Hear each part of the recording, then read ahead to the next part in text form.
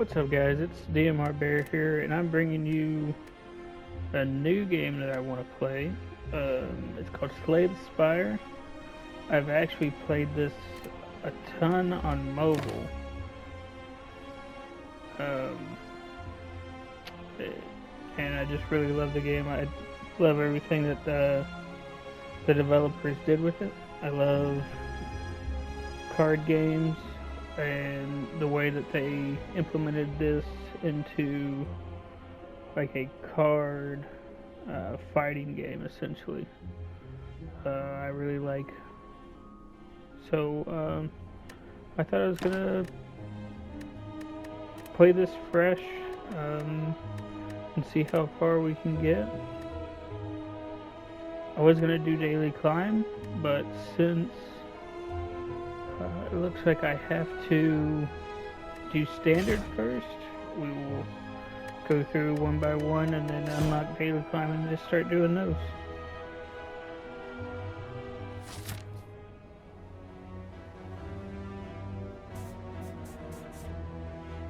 So basically all you do in this game is you pick a path and you can see a little bit about what the paths are doing. Like this one forks out to the right, and as you can see by the legend on the side, the horned emblems are elite enemies, and you don't really want to face those during the first map because you're not strong enough generally to deal with them. And I also try to look for the little money bags.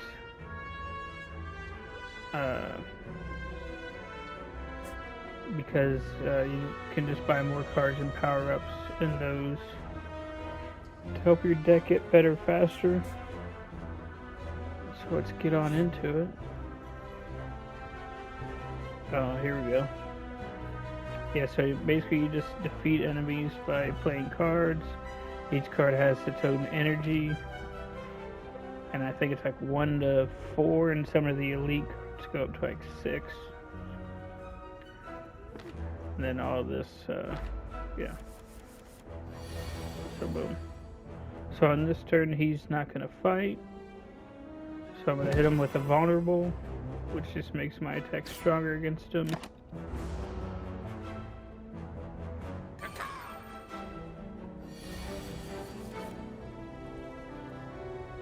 And my guy's special ability is that he heals 6 HP at the end of each battle. So he's doing 6. I have 2 attacks, so I'm just going to use 1 defense, and then I'm going to attack him twice. And then hopefully I'll get 3 attacks next turn and get out of here without losing any HP. Yep. Let's see. Yeah, it doesn't really matter. I just hit him twice. Heal up. And then you get 1 card at the end. I really like flame barriers, so I'm going to go with that. Kind of just depends on your playstyle with everything. And then I guess I'm just going to fast forward through these battles unless something crazy happens, and I'll probably see you guys back at the boss.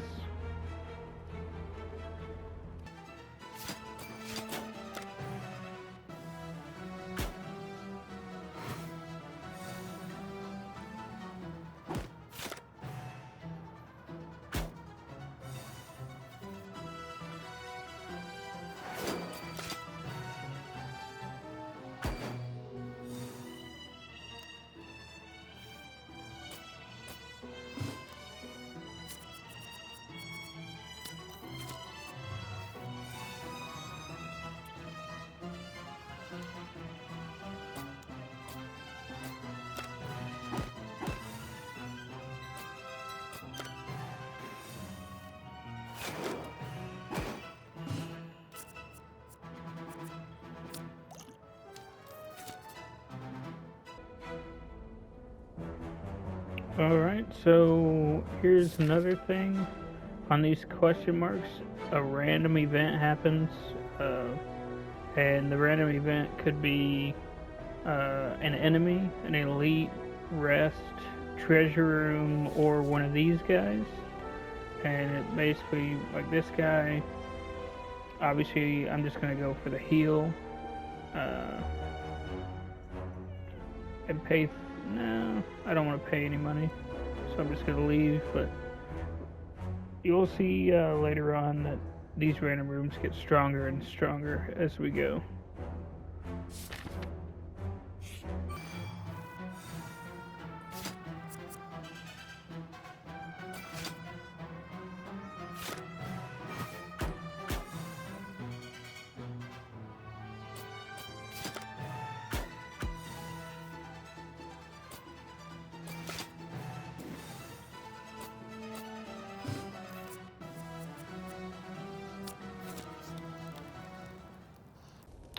Alright, and we come to our first rest, and you can either, as you can see, you can either heal 30% of your max HP, or upgrade your card, or upgrade a card. I always like to upgrade the cards, especially early on. And this guy, as you can see, gain 5 block upgraded card in your hand when played. If you upgrade them, it's upgrade all cards in your hand for the rest of combat. So that's real good. Other than that, I would probably have picked the Rage card, but we'll just do that and move on for now.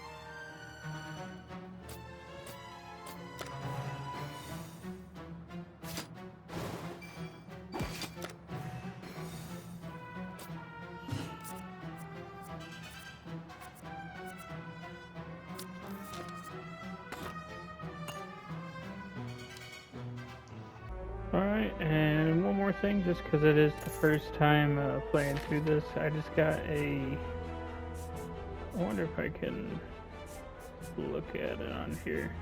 But in the top left corner, I think I can do it next time I get in a fight. I'm just going to leave that. Yeah. So, I got another little upgrade that basically whenever I enter a rest site, the next combat I start with 2 extra energy. So that's real good, and we'll just pick those up more along the way as we go.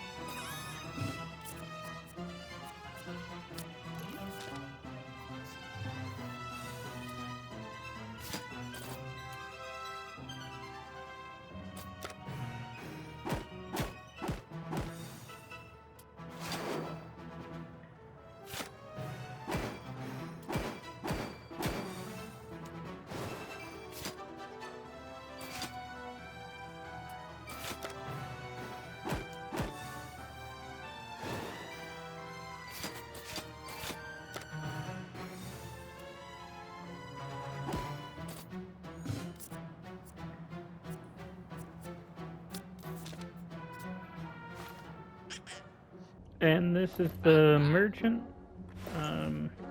He basically just sells you a bunch of different cards and a bunch of different relics that you can use. That's usually pretty good. So the Toxic Egg, whenever you add a skill into your deck, upgrade it. Can never go wrong with picking something like that. And then as you can see, I only have 21 gold, so I can't buy anything else on here, so we continue on.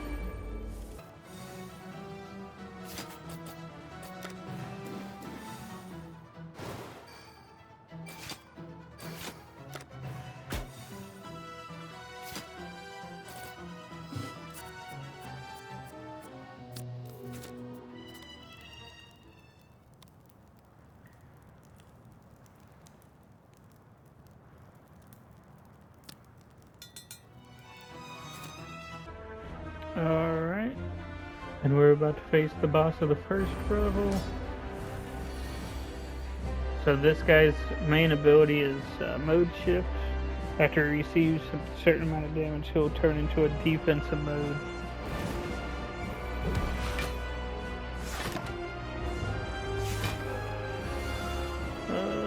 And as you can see, he deals a ton of damage. And then up here, I've gotten these as I went along.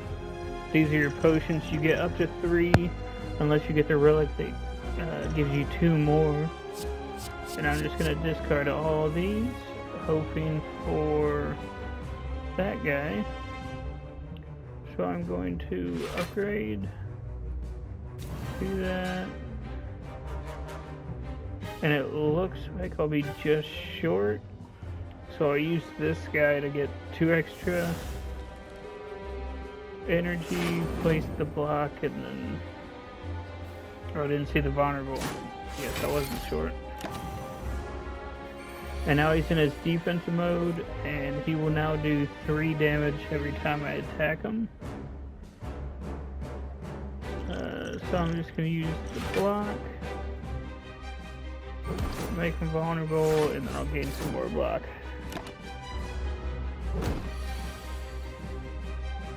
And then during this turn, he will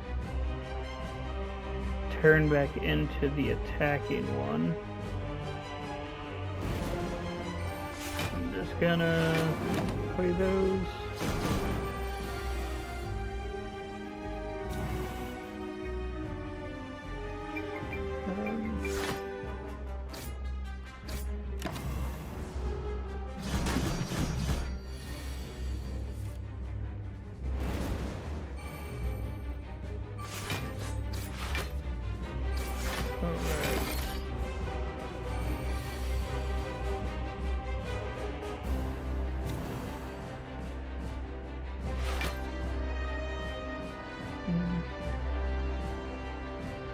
I think I'm gonna go ahead and attack him twice and just lose HP.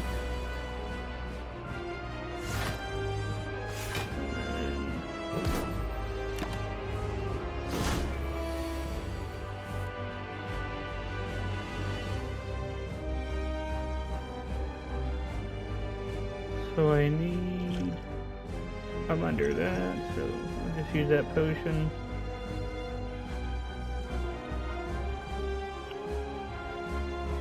Kind of just want to do this and play it safe.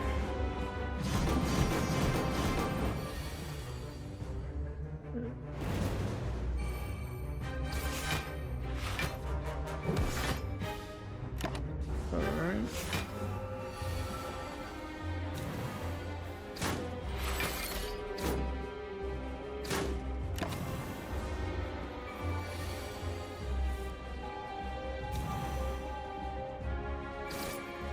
And there you go. And we beat him. And so when you beat a boss, you get more gold than usual, you get a potion, and then you can add a legendary card in your deck depending on who you got. And I guess out of these guys, I guess Juggernaut's the best one.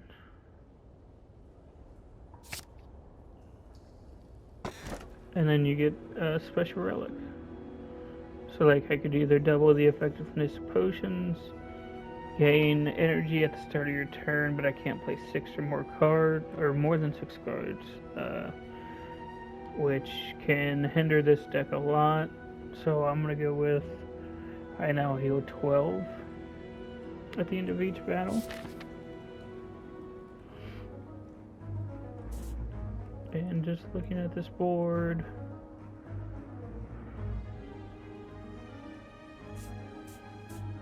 I'm going to try to avoid the elites again.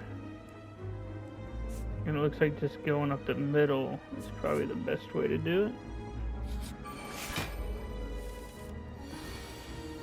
And as you see, enemies do gradually get harder and harder as you go up.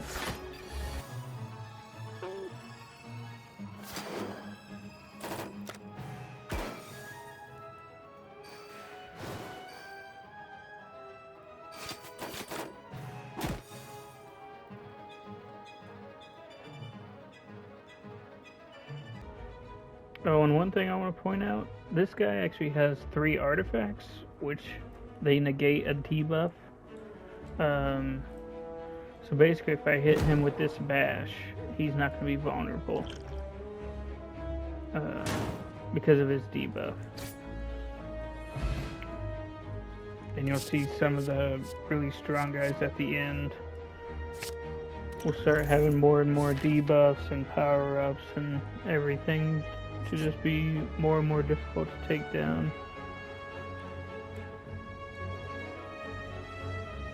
And then what this card does, they gain 1 intangible. 1 intangible just means that you won't get hurt for that turn. You'll take 0 damage no matter how much damage you actually receive. Which seems great, but you have to have a certain deck to actually make it work, and I'm not running that one. So I'm just gonna move on with it.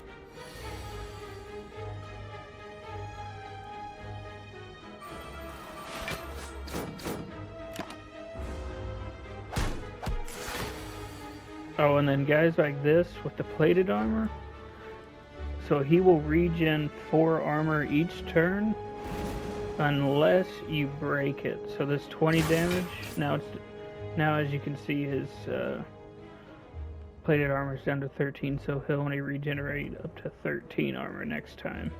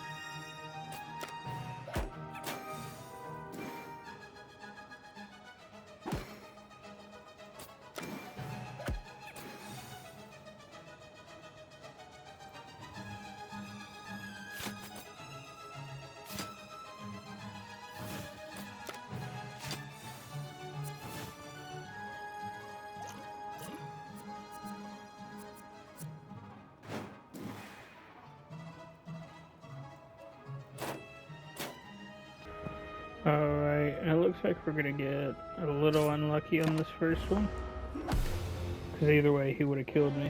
But I really just wanted to have this in as more of a tutorial. I'm gonna go in and yeah, I just unlocked a new character. This guy's all around poison. But I'm gonna go in and play around with this. I guess I don't have to. Next video I have on this, I'll just do the daily climb. Like I said in the beginning, this is one of my favorite games. I have probably over 1,000 hours in it on mobile, so I'm pretty excited to actually play it on PlayStation. But if you guys enjoyed it, just thumbs up and maybe suggest your favorite game, and I'll try to play it in a future video.